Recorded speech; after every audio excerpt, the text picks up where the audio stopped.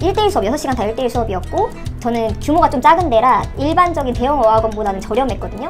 그래서 1인당 저희 애들이 이제 엄마표로 해왔던 애들이어가지고 인풋은 많았는데 아웃풋 기회가 없었다가 이번에 가서 이제 말을 많이 해보고. 네, 안녕하세요. 저는 15년차 초등교사이자 작가로 활동하고 있고 초등학교 두 남매를 키우고 있는 교사 최선민이라고 합니다. 반갑습니다. 선생님 이번에 아이들 데리고 해외 한 달 살기 다녀오셨잖아요. 네. 우선 선생님 왜 한 달 살기를 하셨는지 궁금해요. 마침 저희 아이가 이제 4학년, 2학년이거든요. 그래서 지금쯤 타이밍에 이제 엄마표 영어를 계속 해와서 인풋이 계속 있는 상태였는데 아이들이 자기들끼리 놀 때 영어를 조금씩 말을 하는데 그게 딱 터지지 않는 것 같은 느낌이 있었거든요. 그래서 아웃풋을 할 수 있는 환경에 가보자 하는 마음으로 한 달 살기를 준비를 했습니다. 도대체 어디로 갈 것이냐, 그리고 사실 비용이 얼마나 들 것이냐, 이것이 참 문제로다잖아요. 선생님의 한 달 살기 좀 구체적으로 여쭤봐도 될까요? 네네. 저도 이제 한 달 살기를 영어권으로 가고 싶다는 생각을 하고 굉장히 여러 지역을 알아봤어요. 그리고 이제 결론적으로는 이제 미국, 괌, 필리핀 이렇게 세 개를 놓고 마지막까지 고민을 했는데요. 결과적으로는 이제 필리핀 한 달 살기를 갔다 왔어요. 여러 가지 뭐 이유가 있는데 이제 비용적인 것도 굉장히 컸고요. 이제 미국 같은 경우는 일단 금액적으로 비싸기도 했고 제가 여행 갈 수 있는 기간이 4주였는데 미국은 사실 땅덩어리가 워낙 크니까 가서 여행하고 나면 별로 이제 어학원이나 이런 거 경험을 시켜보고 싶었는데 그런 걸 할 시간이 없을 것 같다는 판단을 해서 탈락이 되었고, 괌하고 필리핀하고 또 고민을 했는데 물가가 좀 더 저렴하고 1대1 수업이 많거든요. 필리핀 같은 경우는 수업을 1대1로 받을 수 있다는 네네네. 얘기인가요? 제가 다른 데랑 비교하다가 필리핀의 1대1 수업 때문에 필리핀을 결정을 한 건데, 예를 들면 이제 괌 같은 경우는 스쿨링이라 그래서 그 현지 학교에 가서 생활을 하게 되는데, 이제 아이들이 좀 외향적인 아이면 가서 잘 생활을 하겠지만 저희 둘째 같은 경우는 특히 낯가림이 굉장히 심한데 그렇게 1대 다 상황이면 듣기만 하다 올 것 같은 거예요. 사실 듣기만 할 거면 한국에서도 많은 매체들로 할 수 있어서 저는 말을 했으면 좋겠는데 필리핀 같은 경우는 아무래도 인건비가 저렴하고 하다 보니까 선생님과 1대1로 붙어 있어서 선생님이 의도적으로 계속 말을 걸어주는 상황이고, 이제 다른 친구들이 없다 보니까 이제 부끄러움을 좀 덜 탈 것 같다, 이런 생각으로 이제 선택을 했고요.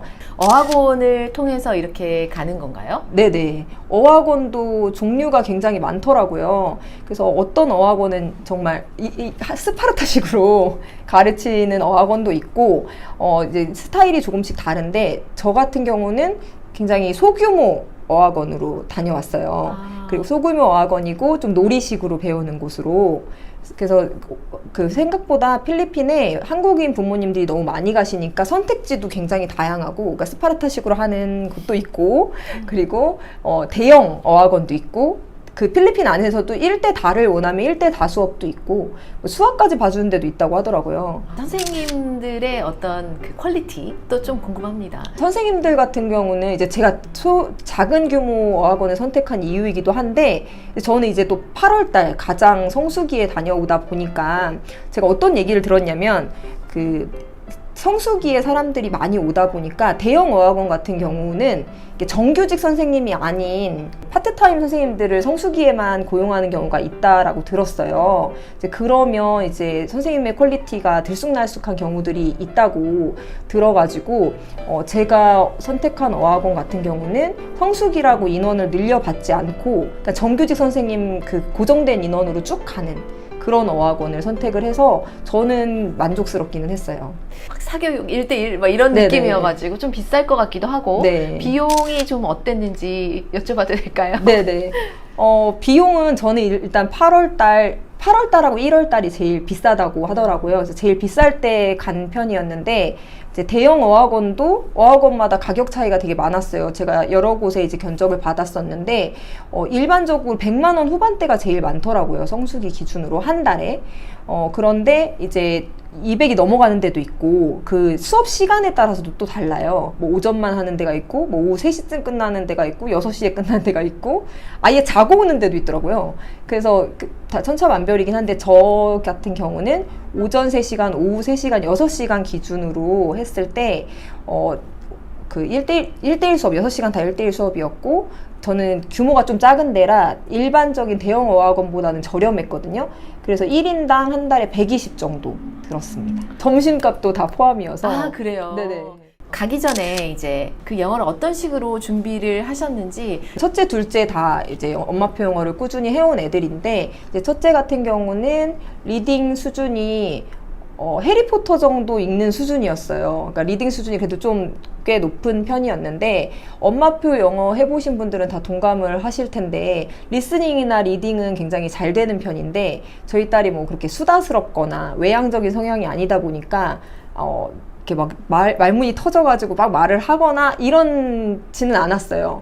어떤 아이들은 엄마표 영어로만 해도 막 말을 되게 잘한다고 하는데 저희 아이는 말은 그렇게 잘 하지 못하는 편이었고 쓰기 같은 경우는 특히 제가 뭐 따로 시킨 적이 없기 때문에 쓰기 수준은 특히 많이 낮고 스펠링 같은 것도 간단한 것도 많이 틀리는 이런 상태인데 리딩이 그래도 되고 알아는 듣는 상태 이런 상태였고요. 둘째 같은 경우는 거의 이제 까막눈 리딩은 까막눈인데 둘째도 어렸을 때부터 영어로 영상을 많이 봐온 애라 귀는 트여있는 그런 아이였어요. 다녀왔더니 준비할 때 이런 것들을 진짜 잘했었다. 학습적인 거는 일단 많이 들려주기를 정말 잘했다. 이게 아이들이 가서 말 못하는 거는 어떻게든 이제 바디랭귀지를 통해서라도 하는데 이게 안 들리면 사실 되게 무서운 거거든요. 선생님이 무슨 말 하는지 모르면 긴장하고 할 텐데 저희 아이들은 워낙 어릴 때부터 많이 들어서 그 선생님이 영어로 수업하거나 그런 거에 대해서 두려움은 없었고 일단 다 이해를 하니까 말을 잘하지 못해도 많이 듣고 간 게 정말 큰 도움이 됐다. 귀를 트여놓는 게 굉장히 중요하구나. 잘했다라고 생각을 했어요. 이제 영어를 거기 가서 배운다고 생각을 하시면 안 되고 내가 인풋했던 거를 아웃풋을 해보는 경험하는 곳이라고 생각을 해야 되기 때문에 인풋을 많이 하고 간 게 정말 잘했다고 생각을 하고 어떤 부분이 교육적으로나 생활적으로나 특히 만족한 부분일까요? 일단은 이제 말할 기회가 별로 없었는데 말을 많이 해봤다는 게 가장 만족스러운 부분이었어요. 그리고 그 쓰는 것도 사실 제가 써보라고 하면은 쓰는 거는 약간 숙제같이 느껴졌는지 싫어했었거든요. 근데 어학원에서도 이제 매일 일기를 써오라고 했는데 저한테 이렇게 안 보여주려고 비밀이라고 하긴 했는데 이제 밤에 몰래 보면 필리핀에서 있었던 얘기들 많이 써놓기도 했고 처음에 일기 쓸 때는 좀 이렇게 문법적으로 오류들도 있었어요. 예를 들면 일기는 과거형으로 써야 되는데 현재형으로 쓴다든지. 근데 이제 시간이 흐르면서 그런 것들이 자연히 수정이 되더라고요. 선생님이 계속 첨삭해 주시고 하니까 그런 부분도 굉장히 좋았고 아이들 스스로가 이렇게 영어로 드러났던 게 이렇게 효과가 있다는 거를 스스로 느낀 것 같아요. 그리고 영어를 잘하고 싶다는 욕구 자체가 스스로 생긴 것 같더라고요. 한 달간 그렇게 영어 환경에 노출이 됐다가 다시 한국어 환경인데 앞으로 이제 어떻게 지내실 예정이신가요? 일단 가서 보니까 어떤 부분이 부족했는지가 확실히 딱 보이더라고요. 일단 첫째 같은 경우는 쓰기가 너무 안 되어 있어서 이제 리딩이나 리스닝 실력에 비해서 이게 너무 떨어져 있다 라는 생각이 들어서 좀 라이팅을 시켜야 되겠다는 생각이 좀 들었었고요. 그리고 둘째 같은 경우는 많이 들은 상태여서 그래도 파닉스 같은 게 정식으로 시킨 적은 없지만 얼추 아는 정도였거든요. 근데 리딩을 좀 더 시켜야 되겠다는 생각을 했고 본인도 읽고 싶은 욕구가 생겼더라고요. 다녀오고 나서. 그래서 조금 그런 부분을 더 집에서 잘 지도해야 되겠다고 생각했습니다. 생활이나 이런 태도적인 면에서 변화된 모습 같은 것도 느끼셨을까요? 네, 일단 아이들이 몸으로 많이 놀기 때문에 영상이나 핸드폰 같은 거를 거의 안 본 것 같아요. 저희 아이들은 원래도 뭐 핸드폰을 잘 만지거나 하는 편은 아닌데 그래도 이제 영어 흘려듣기 때문에 영어 영상은 많이 봤었는데 그조차도 안 봤거든요. 한 달 내내. 아예 사실 핸드폰을 안 가지고 가기도 했고 저희 조카도 사실 같이 갔었어요. 근데 저희 조카 같은 경우는 조금 불만이 있었거든요. 가서 이제 왜 핸드폰도 못 가지고 가게 하냐 이렇게 해서 좀 불평을 할까봐 걱정을 했는데 사실 한 달 동안 있으면서 너무 잘 지내고 생각이 사실 안 나는 거예요. 몸으로 노니까 생각이 잘 안 나고 또 아이들끼리 거기에서 또 새로운 환경이다 보니까 막 탐색의 시간이 필요하다 보니까 그런 영상 매체나 디지털에서 완전히 디톡스 되는 경험이 아니었나 하는 생각이 듭니다. 이 수업만 할 순 없잖아요. 네네. 필리핀 갔으니까 엄청 액티비티 많았을 네네. 것 같은데 어떤 것들을 주로 이제 3시면 또 끝나고 오니까 그때부터 수영을 특히 정말 많이 한 것 같고요. 이제 호핑이라 그래가지고 섬들 이렇게 배 타고 다니면서 그 포인트에 내려서 스노우쿨링하고 이런 활동을 제일 많이 했어요. 아이들이 진짜 좋아했겠네요. 네네. 액티비티 하는 데는 비용이 좀 많이 드나요? 액티비티는 이제 그 액티비티도 종류에 따라 다른데 그 현지에 있는 선장님께 이렇게 직접 컨택해가지고 하면 좀 저렴하고 한국이 업체에서 하는 투어를 하면은 조금 비싸고 그리고 그것도 호핑도 가까운 섬을 나가느냐 멀리 가느냐에 따라서 가격이 조금 천차만별인데 이쯤에서 이 가장 엄마들이 궁금해하는 숙소. 선생님 보니까 선생님이 엄청 혼자서 알아서 다 정하신 것 같은데. 네네. 요즘은 사실 정보가 너무 많아서 그런 게 어렵지는 않더라고요. 한인들이 운영하는 그런 숙소들도 많아서 그런 거 정보 찾는 거는 크게 어렵지 않았는데 제가 드리고 싶은 말씀은 숙소는 제가 가서 보니까 생각보다 너무 비싸게 예약을 했더라고요. 그래서 숙소는 오히려 그리고 한국에서 예약을 한 거보다 가서 보니까 그 가격 차이가 많이 났어요. 그래서 요거는 제가 좀 실수한 부분이다 라고 생각을 했는데 뭐 요즘에 보니까 오픈 채팅방에 세부에서 뭐 직구하는 오픈 채팅방 이런 것들이 있대요. 그런 세부 한인분들이 운영하는 그런 데에는 같은 데인데도 더 저렴하게 올라오고 그러더라고요. 그래서 그런 것들 잘 활용하시면 될 것 같고 세부는 경기도 세부시라고 사람들이 그렇게 얘기를 하던데 정말 한인들이 너무 운영하는 것들이 많아서 사실 정보 구하기가 어렵다거나 이런 건 전혀 없었어요. 필리핀이라는 것 자체가 안전 문제에 대한 우려도 좀 있잖아요. 네. 어떤 점을 좀 신경을 쓰셨는지.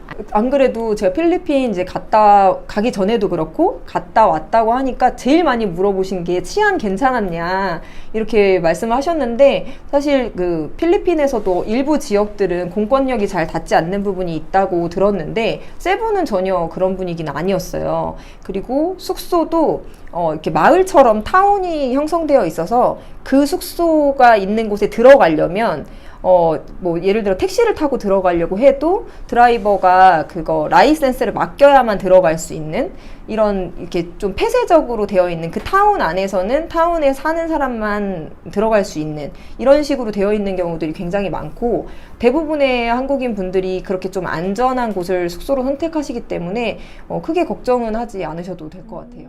그럼 세부에서 느끼는 가장 좋은 점? 가장 좋은 점은 일단 이제 많은 분들이 1대1로 붙어주신다는 거가 제일 좋았어요. 예를 들면 스노우클링을 하러 가도 바다 수영이라 사실 조금 걱정이 되는 부분이 있었는데 아이들한테 다 1대1로 그 꾸야 삼촌들이 붙으셔가지고 다 같이 놀아주시고 수영도 같이 해주시고 고프로 들고 다니면서 다 찍어주시고 그런 것들이 너무 좋았고 만 10세가 넘어야 다이빙을 할 수 있는데 이런 다이빙 같은 것도 한국에서 배우려면은 선생님 한 분에 아이들 여러 명 이렇게 배워야 되는데 여기는 뭐 여러 명이 붙어서 해주시니까 굉장히 안전한 체험들을 많이 할 수 있다는 게 가장 큰 장점이었던 것 같습니다. 그 밖에 뭐 다른 생활비, 뭐 식비, 교통비 이런 것도 좀 저렴한가요? 거기 안에도 한인 마트가 있고 한인이 운영하는 식당들이 있는데 그런 것들은 한국이랑 물가가 크게 차이는 안 나는 것 같아요. 비슷하다고 보시면 되고 현지로 가면은 거의 반값으로 싸지고요. 택시비 같은 경우도 굉장히 저렴한 편이었고 그랩이라는 어플이 있어요. 동남아시아에서 쓰는 그 택시도 부를 수 있고 그 음식도 배달해서 먹을 수 있는 그랩으로 웬만한 게 다 되기 때문에 물가도 저렴하고 배달도 다 되고 사실 한국보다 더 편하다 이렇게 생각을 했어요. 마트 같은 데 주문할 때도 한국에서조차 마트는 저희가 직접 가야 되잖아요. 근데 카톡으로 다 되더라고요. 팽이버섯 종갓집 김치 가져다 주세요. 이렇게 카톡으로 다 돼서 너무 편리했어요. 마지막으로 해외 한 달 살기를 계획하시거나 이제 또 금방 또 겨울방학 오잖아요. 네네. 그러면 그런 분들을 위해서 좀 선배맘으로서 조언해 주실 부분들이 있을까요? 일단 가장 조언해드리고 싶은 거는 일단 환상을 갖고 오시는 거는 안 된다. 예를 들면 뭐 가서 내가 한 달 살면 애 영어가 엄청 늘겠지 이렇게 생각하시는 거는 안 될 것 같고 충분히 집에서 들려주시고 인풋이 충분히 됐다고 생각할 때 오셔야지 효과가 있을 것 같아요.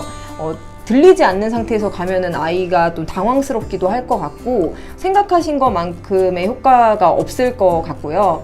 우리 아이가 충분히 많이 들어왔고 인풋이 많이 차 있어서 말할 기회를 주고 싶다 이런 분들에게는 강력 추천하고요. 또 아까 말씀드렸듯이 수영은 꼭 배우고 가시기를 추천드립니다.